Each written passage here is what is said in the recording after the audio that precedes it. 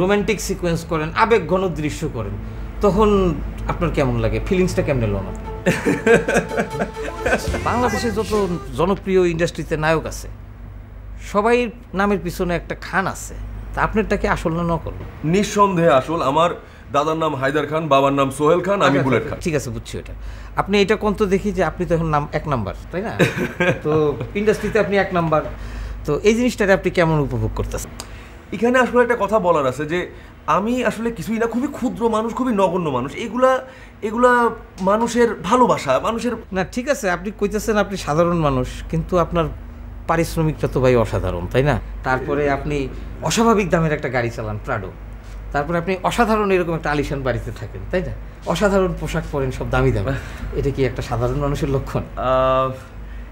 কি বলবো আসলে, এই সব কিছুই আসলে ওই যে বললাম, যেটা আপনি বললেন যে ওই 1 নাম্বার মানুষের ভালোবাসা, সব কিছুই হচ্ছে মানুষের ভালোবাসা। মানুষের এই যা দেখতেছেন এই সবই আমি কিছু না, এগুলো আমার কিছু না, এগুলো মানুষের ভালোবাসার দান আসলে। আচ্ছা, একটা প্রাইভেট প্রশ্ন, আপনার শিক্ষাগত যোগ্যতাটা? হ্যালো, ওই যে মানে এই সবই মানুষের ভালোবাসা, মানে এখানে আমার কোনো কিছুই আসলে করার নাই। মানুষ এটা আপনি কইছেন, এটা আমি কইছেন। এটার পরের প্রশ্ন আমি যেটা জিজ্ঞাসিলাম, আপনার শিক্ষাগত যোগ্যতা কি? In fact I are believe most practical আপনি বুঝছেন। একটু ভাবিরে ডাকেন না, ভাবি সাহেবের সাথে একটু কথা কইতাম। হ্যাঁ ভাবি, টেন্টেড।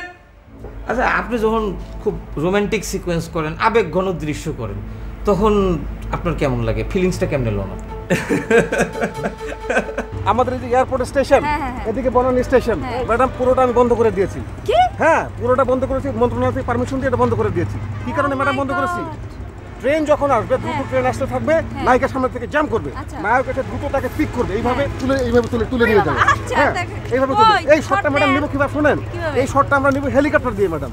কি হেলিকপ্টার মানে টপ শট, মানে বার্ডস আই অ্যাঙ্গেল। ম্যাডাম এই যে দেখেন প্লেন যাচ্ছে না, এই প্লেন কিন্তু আমাদের ভাড়া করা প্লেন। এখানে আমাদের সমস্ত লোকজন এখানে আছে, মেকআপ ম্যান সব এখানে আছে। ওখান থেকে জুম শট হবে, ওখান থেকে শট নিবে, বার্ডস আই অ্যাঙ্গেল শট এরকম করে দেখবে। নিচে ট্রেন যাচ্ছে, ট্রেনের সামনে থেকে পরে কথা বলে যাও। বাস, বুলেট ভাই আজকে আসবেন না, আপনার নাটক করবেন না। আচ্ছা, এই শিডিউল নিয়ে তো গাবলা করেন কেন আপনি?